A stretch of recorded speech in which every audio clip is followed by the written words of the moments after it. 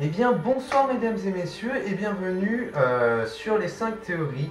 Et aujourd'hui, vous l'avez vu, on va étudier 5 théories sur The Walking Dead.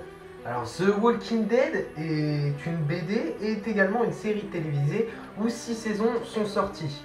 Attention, alerte spoiler, mesdames et messieurs, si vous n'avez pas suivi la série ou que vous voulez la suivre, je vous invite à vous arrêter maintenant dans la vidéo car beaucoup de spoilers ont lieu durant ces 5 théories.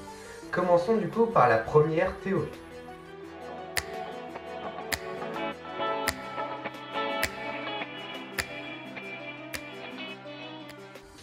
Alors la première théorie est un peu tirée par les cheveux. Comment Breaking Bad, qui est une série autour de la drogue, la méthamphétamine, pourrait-il avoir un lien avec The Walking Dead, une série de zombies? Alors pour ceux qui connaissent cette théorie, vous devez savoir que The Walking Dead, comment dire, il y aurait un très gros lien avec Breaking Bad. Notamment grâce à une phrase que Daryl dit qui montrerait que Breaking Bad est un prélude à The Walking Dead. Daryl en effet dit Merle avait un dealer, un petit couillon blanc, un toxico. Il va même jusqu'à dire, Daryl va même jusqu'à dire que cette personne lui aurait dit I gonna kill you bitch. Alors pour ceux qui ont suivi Breaking Bad, qui est une série extraordinaire, que je conseille d'ailleurs, vous devez savoir qu'il y a un perso qui dit énormément bitch et qui le dit du coup à chaque fin de phrase, qui est tout simplement l'acolyte de Walter White, notre cher ami vendeur de méthamphétamine. Passons à la deuxième théorie. Et oui, la première est déjà finie parce qu'à part ça, franchement, je vois pas trop le lien qu'il y aurait entre The Walking Dead et Breaking Bad. Mais vous pouvez me le dire dans les commentaires et je vous invite d'ailleurs à répondre à chacune de mes théories si vous êtes d'accord ou pas du tout. Et qu'est-ce que vous en pensez? Qu'est-ce que vous auriez mis comme théorie? Théorie numéro 2.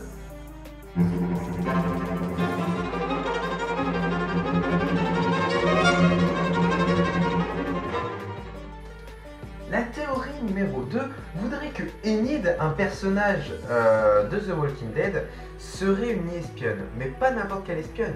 Une espionne pour deux parties. Et oui, car il y aurait les Wolves. Commençons par les Wolves. Pour ceux qui ont suivi la série télévisée, je parle, la première fois que Enid apparaît à l'écran, Carl la surprend en train de lire un livre qui s'appelle Wolf Attack. Wolf Fight, pardon, Wolf Fight. Serait-ce un message caché par le créateur de la série? C'est une question qui est à se poser. Et on sait aussi que Enid n'est pas du tout inquiétée par l'attaque des Wolves. Comme si elle avait été au courant que les Wolves allaient attaquer. Comme si elle allait dire à Carl, ne t'inquiète pas, il y a beaucoup d'angles morts, ils ne nous trouveront pas. Mais peut-être qu'ils ne la cherchent pas. Si elle fait partie des leurs, pourquoi les Wolves iraient tuer l'une des leurs? Ce serait illogique. Donc la théorie voudrait que Enid fasse partie des Wolves. Pour ce qui est de la partie où Enid appartiendrait au Savior, c'est un peu compliqué à dire vu qu'il n'y a qu'un seul élément qui pourrait le faire passer.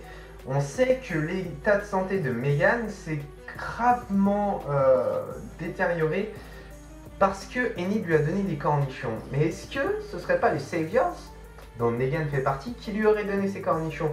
Et peut-être que parce que Enid lui a dit à Negan que Rick, Daryl et tous les personnages, dont Michonne, Glenn machin, qui pourraient être potentiellement un danger pour Negan, peut-être que Enid leur a dit, lui a dit à Negan qu'ils étaient tous partis pour que Negan lui puisse attaquer la base.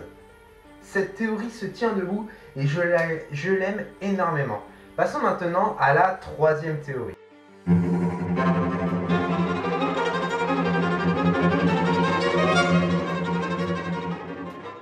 Alors pour ceux qui ont suivi très assidûment la série télévisée, vous devrez savoir que les zombies se sont modifiés au fur et à mesure des années. Je m'explique. Au fur et à mesure des saisons, nous avons pu voir que les zombies sont rentrés dans un état de décomposition active. On sait qu'un zombie est un corps mort qui essaye de tuer d'autres gens en les bouffant. Mais justement, Le fait qu'il soit mort les fait rentrer dans un état de décomposition active. J'ai avec moi la liste des 5 étapes de la décomposition. Je vais vous les lire. Première étape, le corps se détériore. Deuxième étape, il se putrifie. Troisième étape, il devient sombre. Quatrième étape, il se fermente. Et enfin, ça devient de la pourriture sèche. Or, on sait qu'au fur et à mesure des saisons, le corps se détériore, notamment dans les dernières saisons. On sait que la chair, la peau, s'enlève d'un seul coup de main ou qui peuvent se glisser en deux trucs et en se faisant arracher la peau. La peau s'enlève très facilement. Or, on sait que pour quelqu'un de mort dans la saison 1, c'est très compliqué d'enlever la peau. Car la peau est comme l'homme, il vient juste de mourir, juste d'être détruit. Donc théoriquement, il ne peut pas rentrer en état de détérioration active d'un coup. Passons maintenant à ma 4e théorie.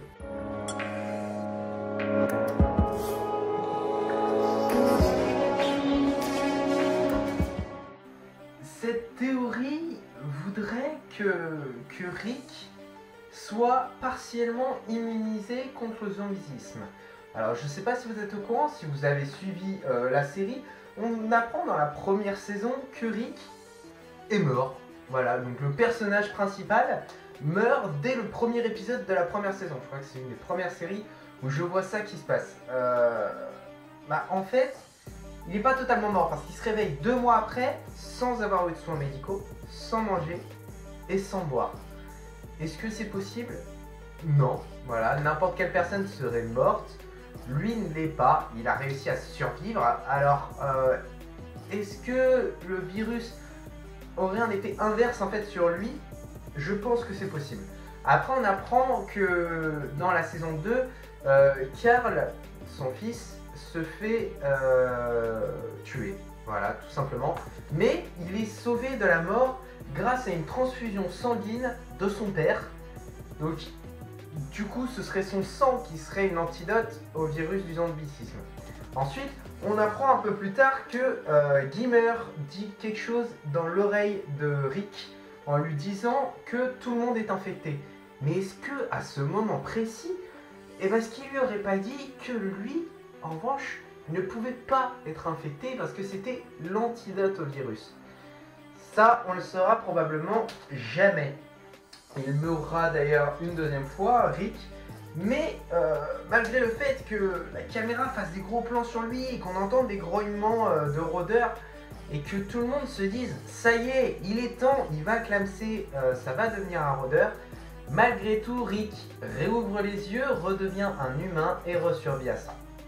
Voilà, passons maintenant à la dernière théorie.